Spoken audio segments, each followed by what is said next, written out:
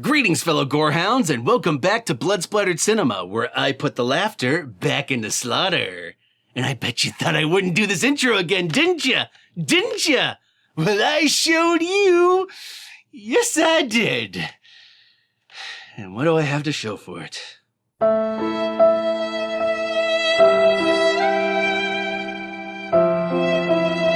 House by the Cemetery. Read the fine print. You may have just mortgaged your life. Bitch, please. I went to college. I already mortgaged my life. Harsh realities aside, House by the Cemetery is a 1981 splatter film made by the Italian godfather of gore, Lucio Fulci. And it also happens to be the third and final part of his illustrious Gates of Hell trilogy. 3 films loosely connected via the theme of portals to the other side. As well as gore. Gory gore gore gore.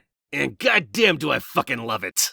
Now, some of you might recall I already reviewed The Beyond and City of the Living Dead way back when, so I'll include links to both of those videos in the description below, but be forewarned, both of those videos are very old and very rough around the edges. And for some reason I yelled everything back then. The thing that stands out about House by the Cemetery, though, is that unlike its predecessors, in this movie, the horror does not come from the gate itself, but rather, something lurking around it. But now we're getting ahead of ourselves. So without further ado, let's pack our shit and move out to New England, for this week's Haunted House Slash Fest is none other than House by the Cemetery. The fuck was that? Our movie opens with a prologue as we establish that our house is indeed by the cemetery. Well, either that or someone forgot to take their Halloween decorations down. Not that I'm not guilty of that myself, mind you. Anyway, turns out our abandoned house is currently being occupied by a frisky couple. But where has the boyfriend gone, I wonder?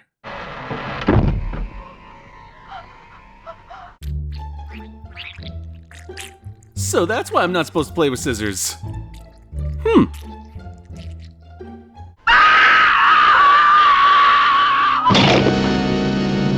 Peekaboo, I stab you. Anyway, our mysterious killer drags the body into the basement, and from there, it's an open and shut case.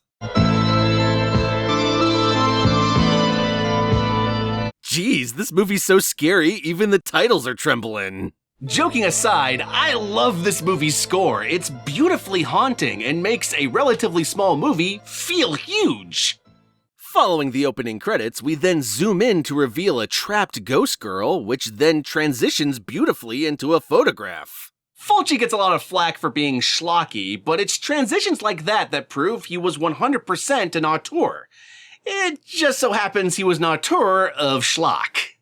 Next, we're introduced to our protagonist Bob Boyle and his mother Lucy Boyle. And boy oh boy do I wish we were following anyone other than this little shit. I swear his voice is like nails on a goddamn chalkboard, but only if that chalkboard was also raped by a demogorgon.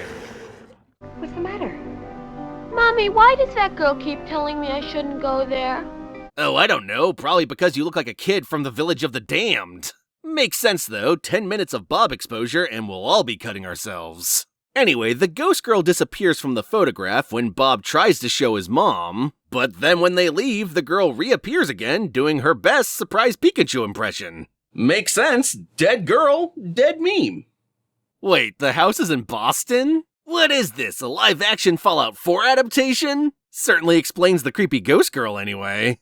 After a random interlude of the ghost girl being called away by a mysterious old woman, we are then introduced to Bob's father, Norman. I have a lot of guts, picking up the reins of someone else's research at its most critical point. The fact Professor Muller here is played by Lucio Fulci leads me to believe he definitely has ulterior motives when it comes to Norman's guts. Anyway, long story short, it turns out the titular house by the cemetery was recently occupied by a Dr. Peterson. That is, it was occupied until Mr. Peterson killed his mistress and then committed suicide. And if you were wondering if that was Mr. Peterson and his mistress dying in the prologue, no. That was just a random-ass couple. Confused yet? 'Cause I know I am. I love Lucio Fulci, but coherent and easy-to-follow narratives were never his strong suit. eye gouging was. Anyway, the point is, Dr. Peterson is dead, and Norman's family are moving into his old home. Also, it turns out Norman intends to finish Dr. Peterson's research. And speaking of his research, what the hell was he researching anyway? And there he was, researching suicide. Could have been worse. He could have been researching the societal hierarchy of lobsters.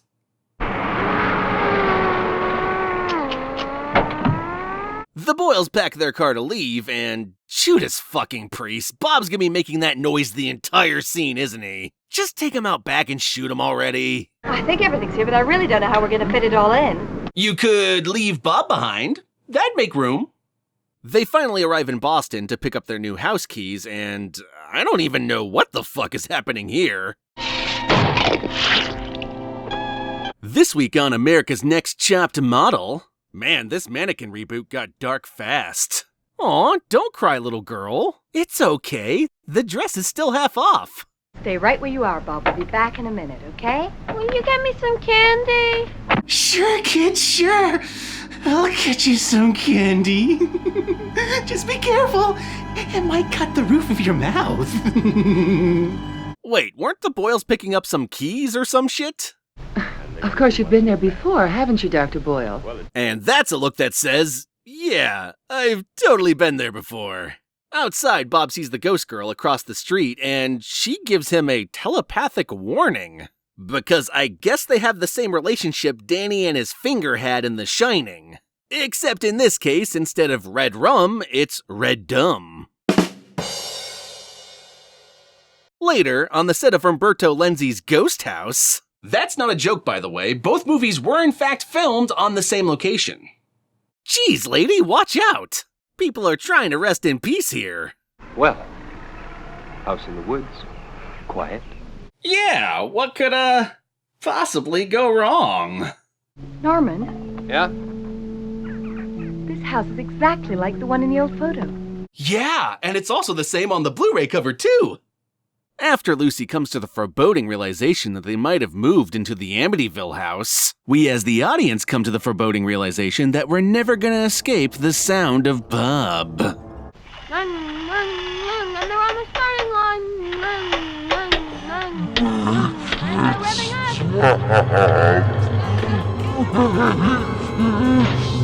up. I was thinking, maybe Bob and I should have stayed in New York. Maybe he should have stayed in your womb! For some strange reason, the cellar door is nailed shut, which doesn't bug the family as much as it probably should. No time for that, though, because a mysterious lady's shown up and she looks suspiciously like the mannequin from earlier. Which Fulci makes sure you remember. Oh God, does he ever. Hi. Are you Mrs. Boyle? No, I'm Mrs. Blister. Boyle lives down the street. Turns out the mysterious lady's name is Anne, and she happens to be a babysitter sent over by the real estate lady. Can't imagine why she might think these two would want to get away from Bob, though, little shit. Later that night, Norman uncovers an empty folder labeled... the fuck? Freudstein? Is that some sort of, reimagining of Frankenstein, except instead of wanting to kill his father, he, wants to fuck his mother? Actually, turns out it's pronounced Freudstein, but there's no obvious pop culture reference in that pronunciation now, is there?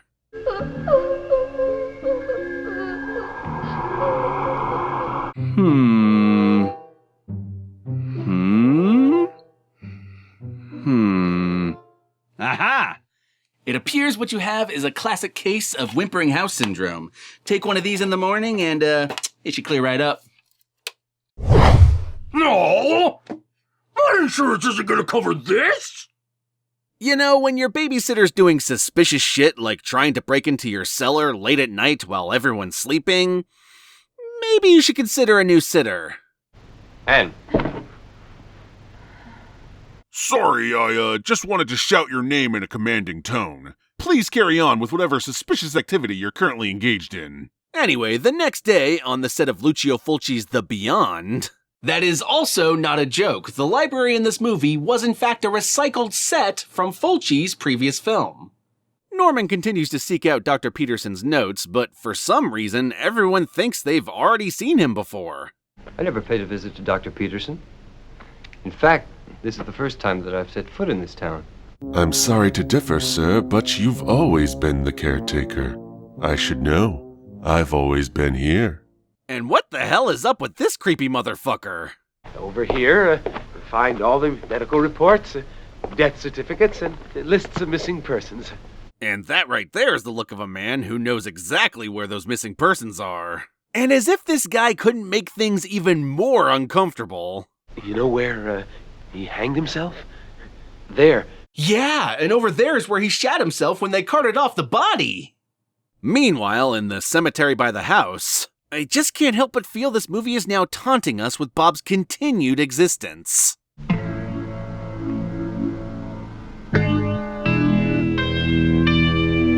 Wait, Mary Freudstein, as in Mary Shelley, the author of Frankenstein?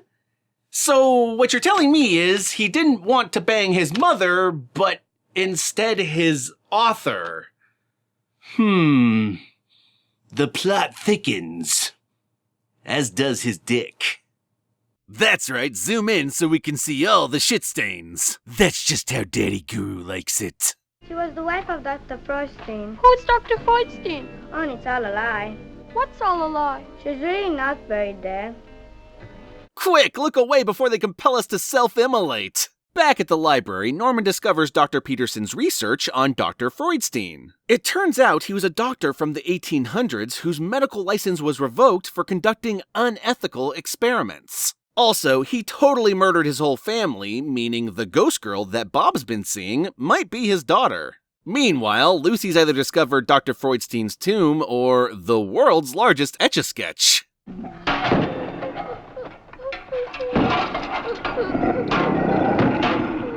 Yeah, Catholic Church? I'm gonna need a young priest and an old priest stat. Lucy, I'm home. Look at it this way, Norman. Lucy's a hysterical mess, yes, but at least you can turn this all into an exaggerated book and get a sweet 70s movie starring James Brolin. Or you could drug your wife into complacency. That's an option too, I guess. Oh, that's fucked up too. Though I do have to wonder, why was there a tomb in their house in the first place? That's a little weird. It's because in the winter it freezes here. Is that so? Yeah, and the yard being like a rock, they'd bury Grandpa at home. Actually, in the 1800s, they put bodies in what were called receiving vaults, where they simply stored them until winter passed. Naturally, after all the traumatic experiences so far, the most logical action is to unlock the creepy rape basement. But first, more Bob. Enjoy. Today I saw my new girlfriend again. Let me guess, Bob, your new girlfriend, is she from Canada? Damn, even the Keys get stabbed in this movie. The Boyles better be careful, though. Walk too far down and they'll find Pickman's model. Well, either that or this is the most convoluted Batman origin yet.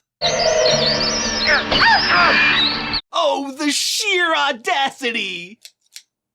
I like how the Bat gains 50 orifices here for the sole purpose of bleeding from them. You can really tell they did their anatomy homework, is all I'm saying.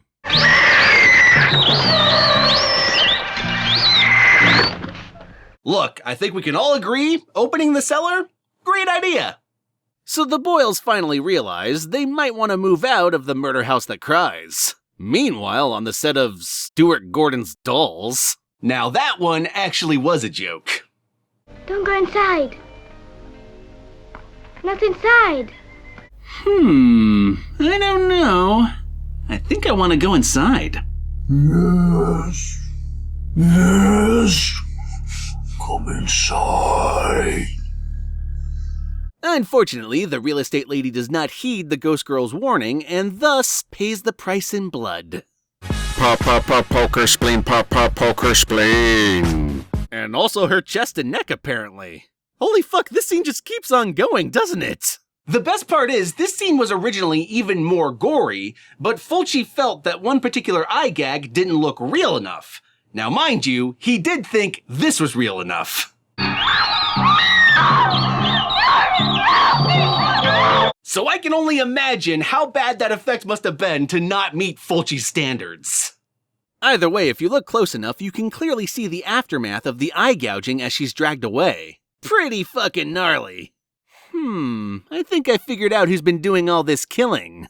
It was the Black Cat the whole time. Oh, Fulci, you always did have cats in the brain.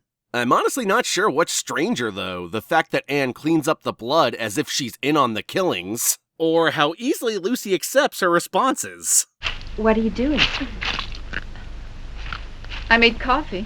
Ah, I see you're a woman of culture as well. There we go. That's how Daddy likes it.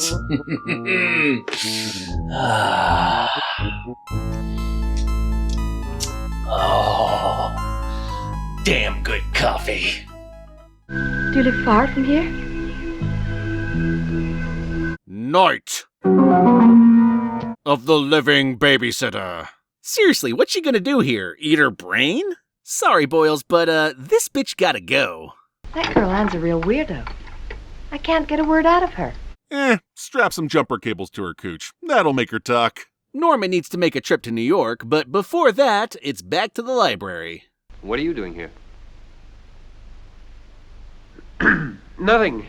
And that right there's a look that says, I was totally jerking off in the back room. I don't know who or what is chasing Bob here, and quite frankly, I don't care.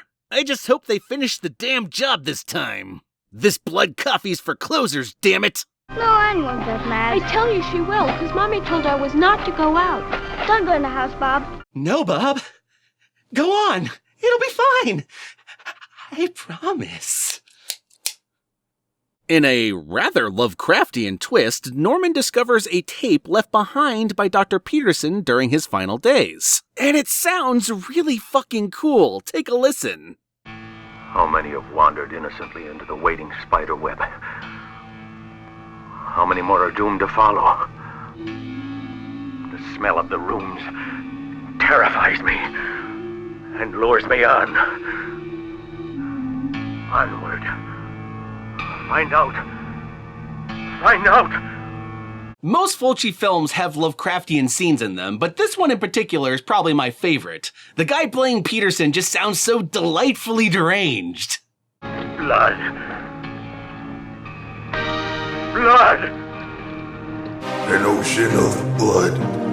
Man, the behind the scenes of the Hostel movies looks fucking delicious. So it turns out the childlike whimpering from earlier was actually the sound of Dr. Freudstein himself. Great, as if this movie needed more annoying child dubbing in it. And they're on the starting grid set for the big race, Yogi. On your marks, go!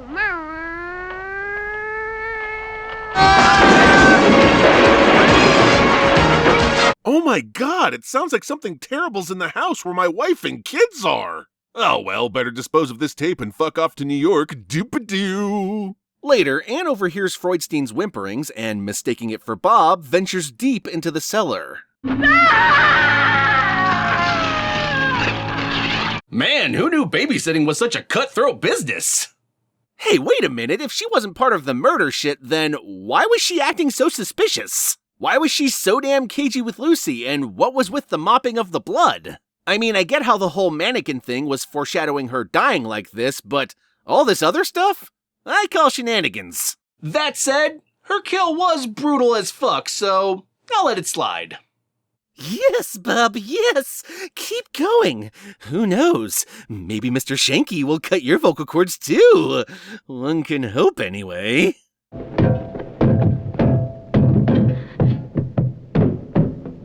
Now, Bob, remember, don't tell Mom the babysitter's dead. God damn it, Bob, what did I just say? Also, I have no idea what the hell's going on here, but I think Billy Idol would approve. No more time for that bullshit, though, as a clatter upstairs causes them to escape the basement, but once upstairs, they don't seem to care about the clatter or the large fuck-off eyes anymore. Like, it's as if they forgot about it in between the cuts between the scenes. Anyway, elsewhere, Norman tries to find Dr. Freudstein's tomb in a different cemetery, despite the fact that he already knows it's in his basement, so I got nothing here. Forget about that confusing plot thread, though, as it's time for Bob to venture back into harm's way, which I, for one, am all for. Anne, Mommy says you're not dead. Mommy also says you're her special boy. Mommy is a liar. I know it's a stereotype for horror fans to root for the killer and all, but, I'm legitimately on Freudstein's side here. Get him, Freud, get him! Aw, man, the dad's here to save the day because of course he is. Fucking buzzkill, man. Bob! Yes, Daddy? Keep away from the door! Yep, I will. Yes! Yes! Yes! It turns out Bob barely survives, which is a real bummer if you ask me, but at least in the very next scene we get our first real look at Dr. Freudstein, and what a look it is. Cool design, bro. Except, you don't have any eyes, so what was that thing from earlier exactly? Was it one of the dolls? Was it a ghost?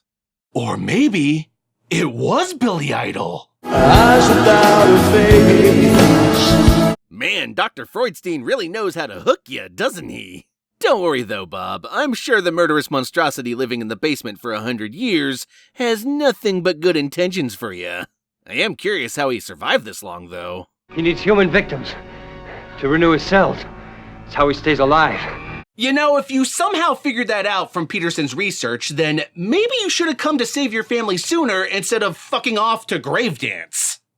Oh man, it turns out Dr. Freudstein is full of shit. Like, literally. Also, I'm pretty sure he bleeds Slipknot fans. Talk about pulse of the maggots, am I right?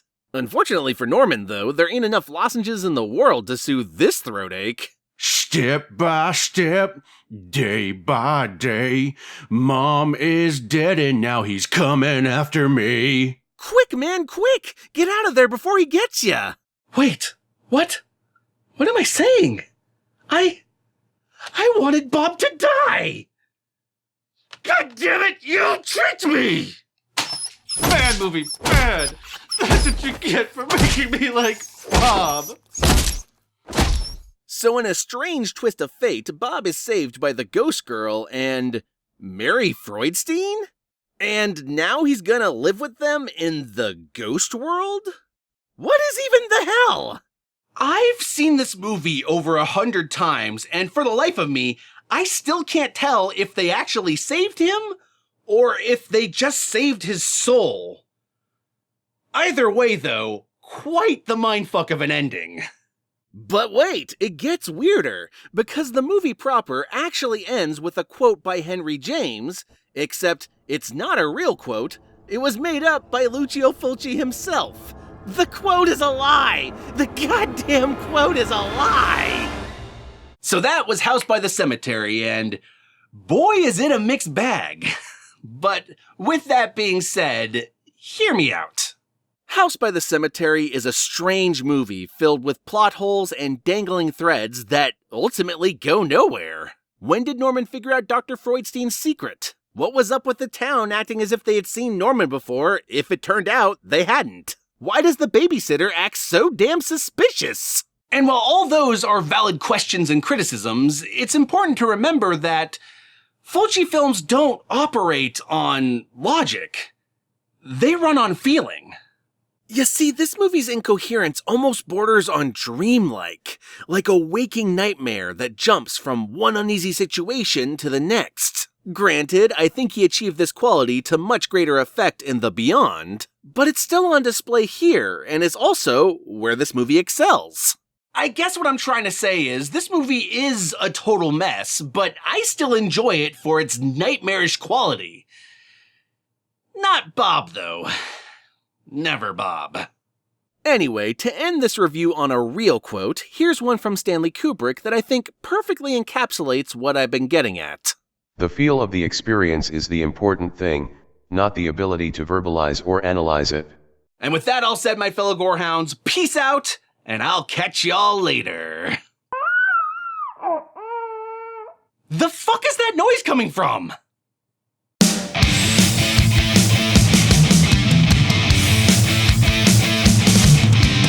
Pull up a chair, deep in the crib, from a blood red chalice you must take a sip.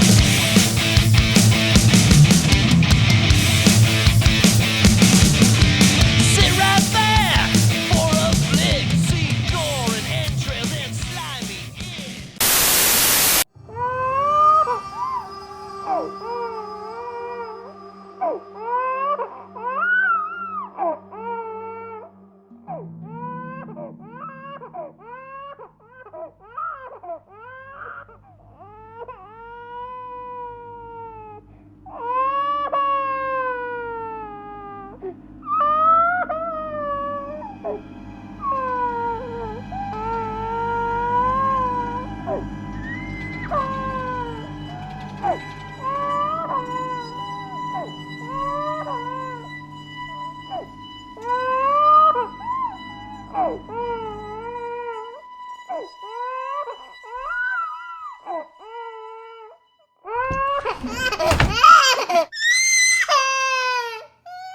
Asher, why are you crying like a little baby? It's a condition, okay? Shut that gate! Don't look at me! Don't have to be a little baby about it. Jeez. I heard that.